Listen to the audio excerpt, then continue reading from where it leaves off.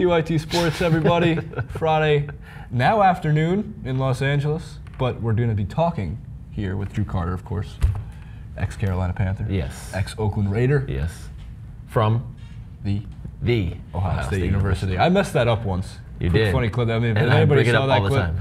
I'm sitting over where our executive producer is, Dan, and I go, Drew, you played for the USC Trojans, correct?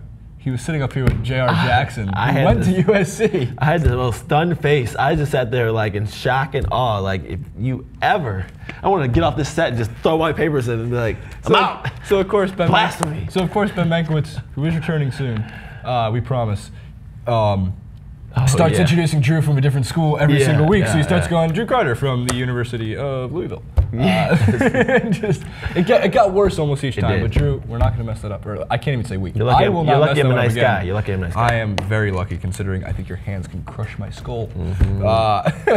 So from the Ohio State University, but we're not here to talk about Ohio State. Unfortunately. Thankfully. Brady versus Manning, Chapter 16. I can't believe they've faced off against each other 16 times at that point. Brady is 10-5 against Manning in his career. We've always known Brady's had Manning's number. Belichick's had Peyton Manning's number for a long time. The postseason record is enormously different. The regular season, a little bit closer, still 10-5 record, very good. But they're playing in Gillette Stadium, so it's in New England. And the only thing I can think of when it comes to Patriots at home against the Broncos, or at least against the Mannings. Is the Patriots are going to win, unfortunately. I'm not a Patriots. I shouldn't say unfortunately. The Patriots are a fantastic football team, but I'm curious your thoughts on this rivalry in terms of greatest sports rivalries and the game itself coming up on Sunday. Always a good game. Always something to watch. The two great Hall of Fame quarterbacks, obviously. So it's one that I would give half my career to play with one of those two guys. So as a receiver, getting a ball thrown from either one of those, getting a ball thrown in the breadbasket just all the time with your eyes closed. It's probably like, oh, thanks, Peyton, appreciate this. So, I think though, Bill Belichick does have his number. The teams always seem to, Patriots always seem to find a way against Peyton, unfortunately, because I'm a Peyton fan, but.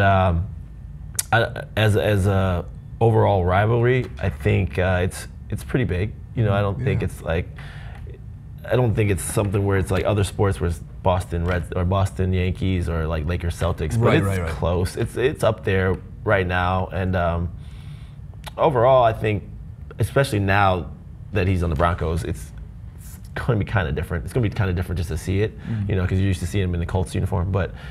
Just the Manning versus Brady rivalry is something where I would definitely go out my way to watch. So. Absolutely. It's a 4 o'clock game, I'm pretty sure, for this weekend. I was fortunate enough to go to the Broncos Patriots at Gillette Stadium last season. A friend of mine had season tickets.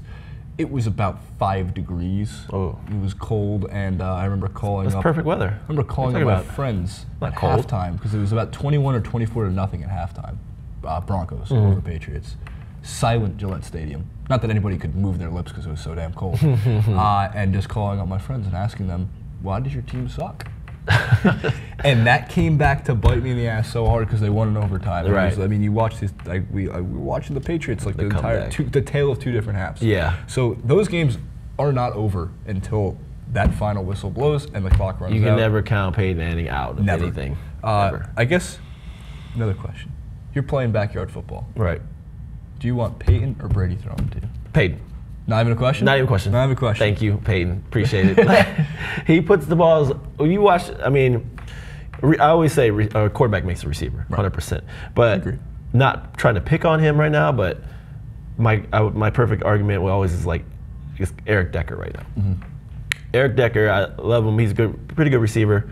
He was balling in Denver. You're like, but I'm like. As a receiver, you see the skills. You see receivers, and he's a pretty polished receiver. But he's not like we're not talking about Megatron, or we're not talking about like a Des Bryant right now, or like a Larry Fitzgerald. So I was like sitting there watching. I'm like, and he was a free agent this past offseason, he wanted #1 money, and I was sitting there like, there's no way. I bet you when he goes to another team, because he didn't get the #1 money, Broncos were like, we're not going to give him. He goes to another team, he's not going to have the stats and you see his stats of the Jets. Proof is in the pudding. I'm just saying how a quarterback makes the receiver and how Peyton Manning puts these balls perfectly for these guys to excel in. I mean, there's no doubt in my mind I would take him. I'm not nothing against Tom Brady. He wins championships. Absolutely. So, but as a receiver, we're not just talking about championship. We're not talking about we're just talking about receiver, quarterback.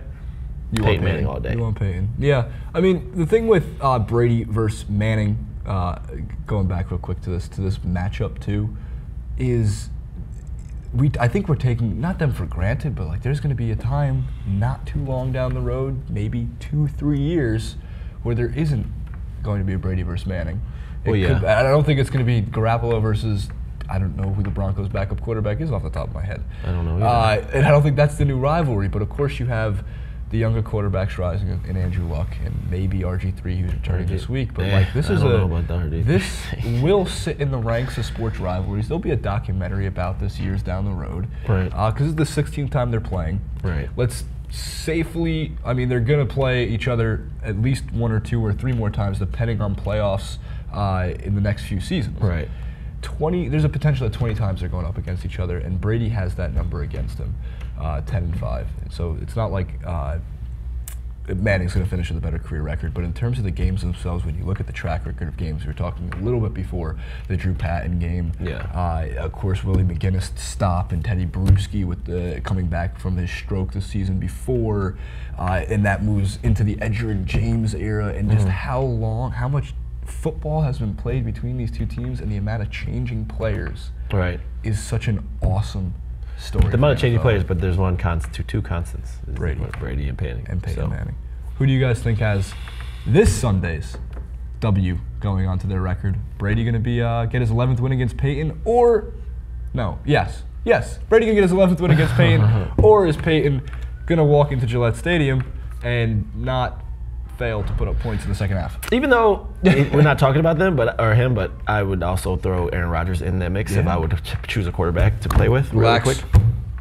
Relax. He's so calm and cool. It's my type of quarterback. That was my favorite thing this year. I was showing one of the guys here at TYT that press conference. You know, Rodgers comes out in the season. Oh, it's 2 games in. Let's draw a ton of conclusions. Don't panic. Guys, Aaron is calm, cool, and collective, man. Relax. That's the type of quarterback you want. Yeah. No. Big fan of Aaron Rodgers. Big fan of the discount double check. Me too. Thanks for tuning in to TYT Sports, guys. Follow TYT Sports at TYT Sports on Twitter. Follow Drew at It's Drew Ski, 3 eyes, dot all the I's. Don't forget to subscribe. We'll see you next time. See ya.